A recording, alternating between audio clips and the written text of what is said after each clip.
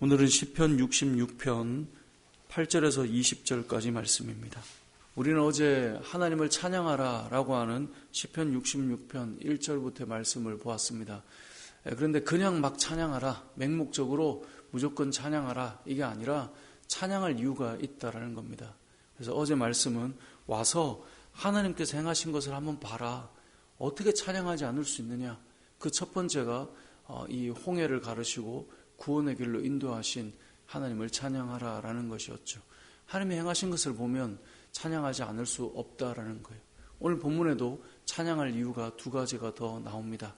그 중에 하나는 시련과 고난이 있기에 찬양할 수 있다라는 겁니다.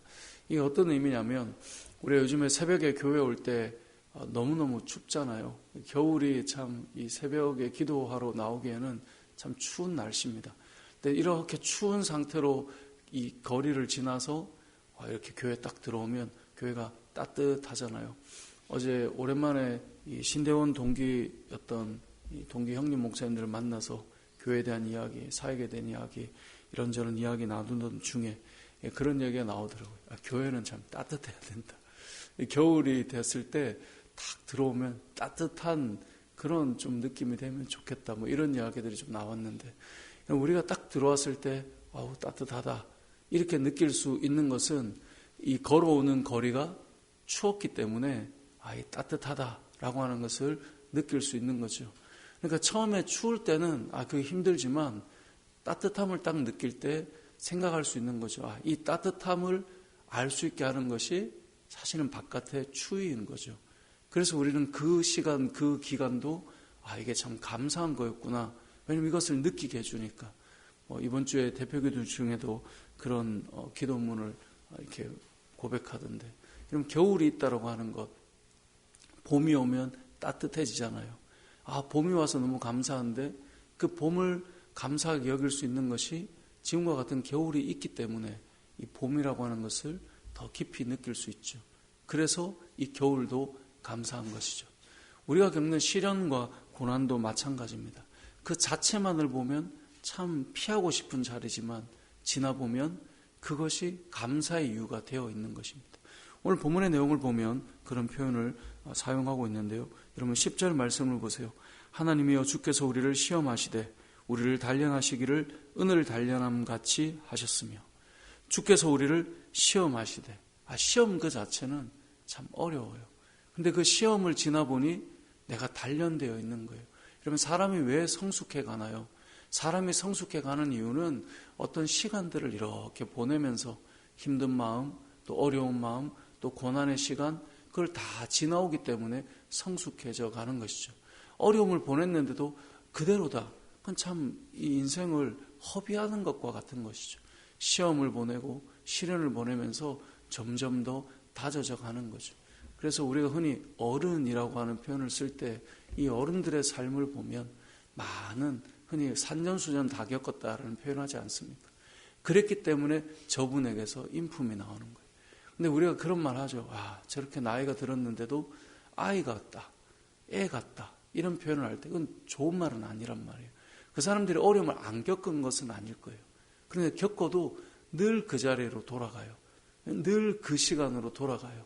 그것을 시련을 통해 연단이 되어 있지 않기 때문에 자기 기분과 감정과 자기가 정해놓은 생각과 이것이 딱 정해져 있는 사람들, 변화가 없는 것이죠. 그런데 일반적으로는 그렇지 않죠. 오늘 본문에 나오는 것처럼 시련과 고난이 오면 그 사람이 점점 깊어지게 되는 것입니다.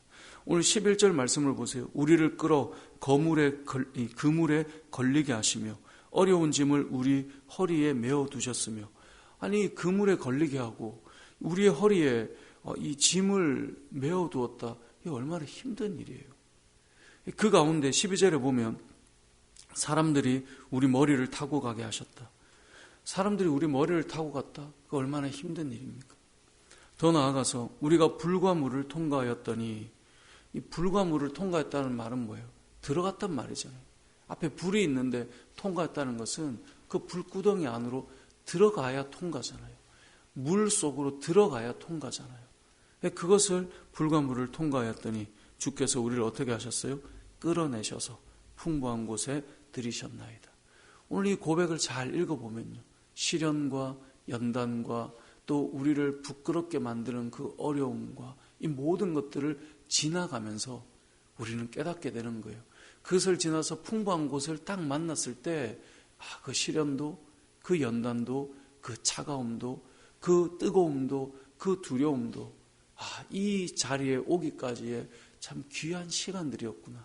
그래서 감사하게 되는 것이고 하나님을 찬양하게 되는 것입니다.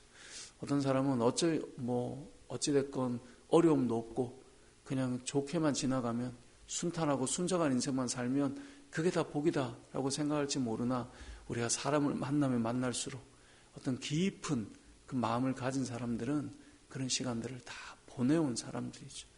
그래서 어떤 사람을 만날 때 마음에 편안함이 있는 것이죠.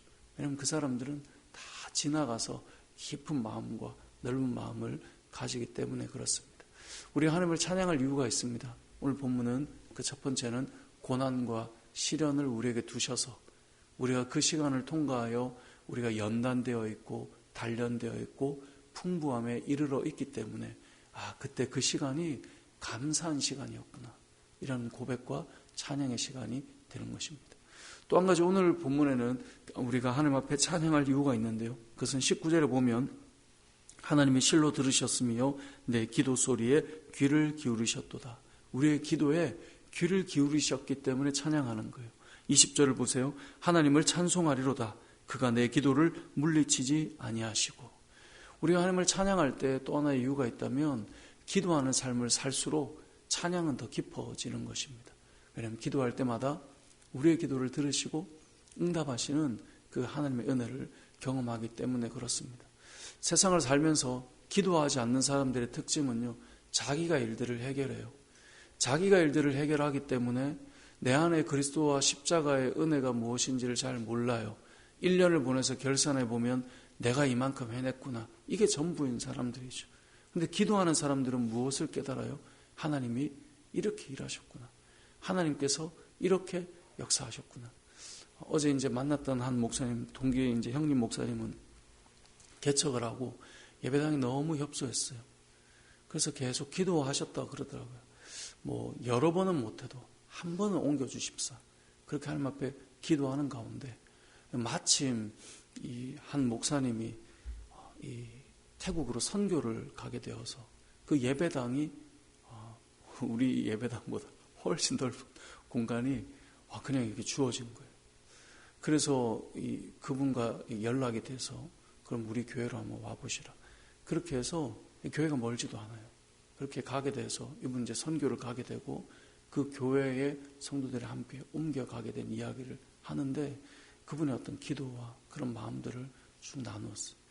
또 한 목사님은 이제 이 청빙을 받아가서 교회가 너무너무 어려운데 3년간 교회 빚이랑 어려움 가운데서 기도하는 이야기들을 나누고 그랬던 고백들을 나눴던 그런 시간들이 있었는데, 결국 돌아보면요, 우리 하나님 앞에 마음을 품고 기도하고 있으면 하나님께서 그 기도를 들으시고 응답하시고 역사하시는 거예요. 물론 그분들이 그럼 아무것도 안 했냐? 한 게 있겠죠. 내가 다 했어, 그렇게 말하는 사람이 없어요. 왜냐하면 기도하고 있었기 때문에. 우리 교회도 마찬가지 아닐까요? 우리 교회도 이렇게 세워져 가고 뭔가를 해야 되겠다 마음을 먹고 하나님 앞에 기도하는 거예요. 제가 담임 목사지만 우리는 이렇게 갑시다 라고 성도들에게 말하기 전에 늘 하나님 앞에 먼저 기도하고 있어요. 하나님, 이렇게 우리가 세워져 가면 너무 좋겠는데요. 지금도 우리가 기도하는 내용들 제가 여러분들께 다 먼저 말할 수 없는, 그런데 참 돌아보면요, 성도들이 먼저 그것을 꺼내주고 먼저 이야기해주고 먼저 그것을 설명해주고 그렇게 하면서 가는 경우들이 너무너무 많아요. 기도하고 있다 보면 하나님께서 일해 가시는 거죠. 때로는 제 마음에, 제 머리의 계산에 그래, 이건 안 되겠다라고 하는 것을 하나님께서 그래도 해보자 라고 열어가 주시는 것들. 여러분, 우리가 왜 찬양할 수 있는가? 여러분이 조용히 기도하고 있으면 그 기도가 어느 날 돌아보니 응답되고 있는 거예요. 이거 너무너무 하면 좋겠는데, 그런데 그것이 되게끔 하나님께서 열어가 주시는 거예요. 우리가 하나님을 찬양할 이유가 있습니다. 여러 가지가 있는데 오늘 본문은 두 가지를 말씀해 주고 있어요. 첫 번째는 시련과 고난이라고 하는 것이 우리의 찬양할 이유가 되는 거예요. 왜냐하면 그것이 지금의 나를 만들어 놓은 거예요. 그것이 지금의 우리를 만들어 놓은 거예요. 그것이 여러분을 더 단련하고 여러분을 더 풍부한 자리로 인도해 놓은 것이죠. 그리고 기도했더니 하나님께서 내 기도 소리를 물리치지 아니하시고 들어주셨다. 그의 인자하심을 내게서 거두지도 아니하셨도다. 이것이 찬양할 이유라는 것이죠. 말씀을 정리해 보겠습니다. 시편 66편은 하나님을 찬양하라 선포하고 있습니다. 시편에 이런 선포는 참 많죠. 그러면서 세 가지를 말해요. 맹목적으로 그냥 찬양하는 게 아니에요. 첫 번째는 와서 봐라. 하나님이 행하신 일을 봐라. 우리를 구원하고 인도해 오신 하나님의 행하신 것을 봐라. 5절이었죠. 그리고 오늘 본문 10절, 11절을 보니까 하나님께서 우리를 실족시키신 것 같지만, 우리를 시험의 자리를 인도하신 것 같지만, 우리를 불과 물로 통과하게 만드신 것 같지만, 보니 우리를 단련하시고 연단하셔서 더 풍부함으로 인도하셨구나. 그 시간이 나를 이렇게 세워왔구나. 찬양할 이유인 것이고, 기도할 때마다 하나님께서 듣고 계신 거예요. 하나님의 시간이 되어서 응답하시고 열어가시고, 저와 여러분이 하나님께서 우리에게 주신 은혜와 기쁨과 감사를 늘 마음에 품고 하나님 찬양하고 하나님을 고백하고 그렇게 하나님을 노래하는 우리 교회가 되고 저와 여러분의 삶이 되시길 주님의 이름으로 축복합니다. 아멘.